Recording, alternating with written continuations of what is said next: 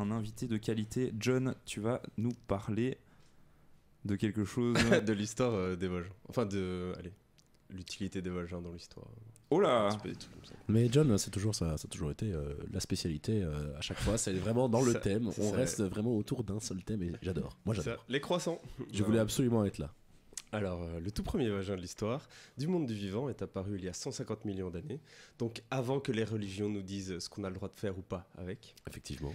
C'était un jeudi, et plus rien n'a été pareil ensuite. Les organes sexuels ont évolué depuis, bien sûr, et cet ensemble qui ont donné naissance à vous, à moi, à l'inventeur de la tectonique. Lequel est le pire, je vous laisse décider. Mais là où je veux en venir, c'est que ce système n'a pas été inventé en un jour, il est apparu progressivement au cours de l'évolution. Fun fact, le clitoris est un organe dont le volume est comparable à celui du pénis de l'homme, sauf que c'est comme un iceberg où le cerveau de marine, le plus gros, est caché sous la surface. Bref, l'utérus, le vagin, la vulve sont aujourd'hui existants sous différentes formes dans le vivant. Alors embarquons ensemble dans un petit voyage au centre de l'origine du monde. Alors, la première fonction du vagin, pénétrer le mâle. Bon, celle-là, elle est technique, hein, je vous avoue. En vrai, parce que ça a été observé qu'une fois chez une espèce de mouche qui vivent dans une grotte du Brésil et qui se nourrissent de viande de chauve-souris. Mais quand même, pendant l'accouplement, le pénisogynosome de la mouche va rentrer dans les voies génitales du mâle pour... Excusez le bruit. C'est exactement comme ça que ça se passe. Je m'y Exactement. suis cru. On est en manque de budget, hein, il faut improviser, tu vois. Pour aspirer le sperme du mâle, et donc le vagin devient un aspirateur. Des plus incroyables. Mais bon, cette fonction n'a jamais été décrite que dans ce cas, donc on peut passer à la deuxième. Le vagin peut servir à choisir son amoureux. Donc choisir son amoureux avec sa schneck. Parce que oui, certains vagins ont la capacité à sélectionner le sperme qui les fécondera. En effet, l'ovule, après l'accouplement... si on prend l'exemple par exemple du canard, chez les canards il y a beaucoup de viols en gang organisés.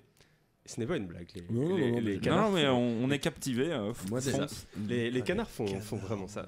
C'est des raclures. Alors, les femelles canards ont la capacité de, on va dire, modeler les parois de leur vagin pour créer un labyrinthe plus ou moins long pour que les spermatozoïdes aient du mal à avoir accès aux ovules. Et du coup, voilà, elles peuvent trier un petit peu le vagin des canards qu'elles veulent. Elles peuvent pas empêcher le viol, mais elles peuvent empêcher de tomber enceinte. Et tu savais que le pénis des canards est bien évidemment en tire-bouchon et hop. C'est ça. Mais moi, dès le moment où j'ai appris que les dauphins violaient également, plus rien ne m'étonne au niveau des animaux. Je veux dire, donc là, t'as dit les canards, ils violent, j'ai fait oui, non, d'accord, je suis d'accord avec cet état de fait. C'est une petite stratégie évolutive, tu vois, genre pour... Oui, évolutif, peut-être pas, donc on va éviter d'évoluer dans ce sens-là, en tout cas. Ah oui, non, mais certains animaux ont décidé d'aller dans ce sens-là. Effectivement. Alors, donc pour être sûr qu'aucun spermatozoïde n'en sorte vivant, c'est un peu ce qui arrive à Feli les soirs de Guinda où il n'arrive pas à trouver les toilettes assez vite. Félicien est dans le studio derrière. Est-ce qu'on peut avoir une réaction faciale à ce qu'on vient de dire? Je crois qu'il était en train de charquer, mais c'est juste mal. C'est peut-être qu'il est en train de charquer là maintenant tout de suite. Enfin, Il n'y aura pas de réaction faciale. Je vois que Madeleine nous écoute. Coucou Madeleine. Voilà. Bref. Aucun lien avec Madeleine, du coup. Parce pas que, autre fun fact, à mon avis, ça va enchaîner sec. Ouais. Autre fun fact, il existe des concours d'haltérophilie vaginaux. Je sais pas si vous en avez Oui, j'ai déjà entendu parler de ça. Oui, j'ai déjà entendu parler aussi. Pour les personnes qui seraient incultes de ce phénomène incroyable, ce sont des personnes à vagin qui se mettent des boules dedans, reliées à une corde, pour soulever des poids pouvant aller jusqu'à plusieurs dizaines de kilos, ce qui est, ma foi, impressionnant. Un muscle impressionnant. Oui, c'est ça. Alors, la troisième fonction, c'est stocker du sperme.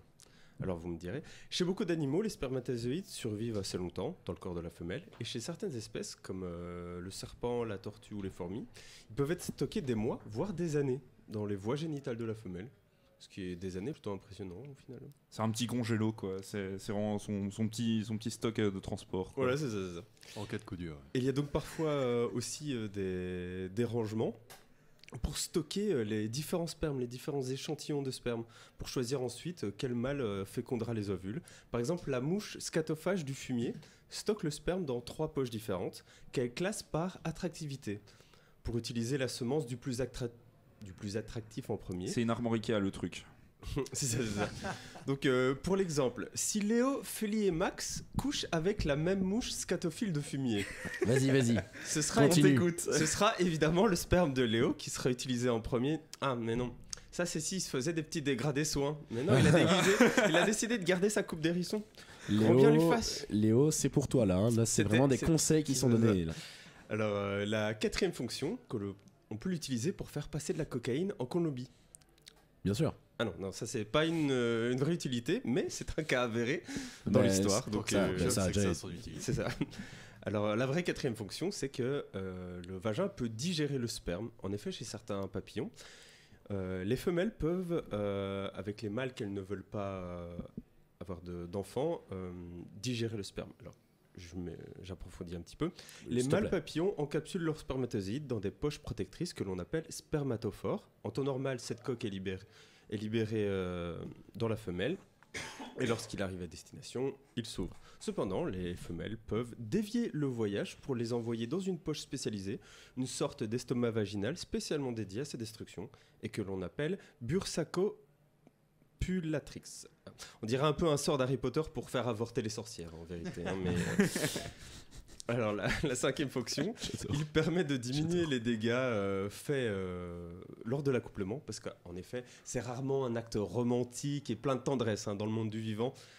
Par exemple, le pénis des bruches, qui est une espèce de coléoptère, celui-ci est décrit un peu comme une arme médiévale de la fin du monde.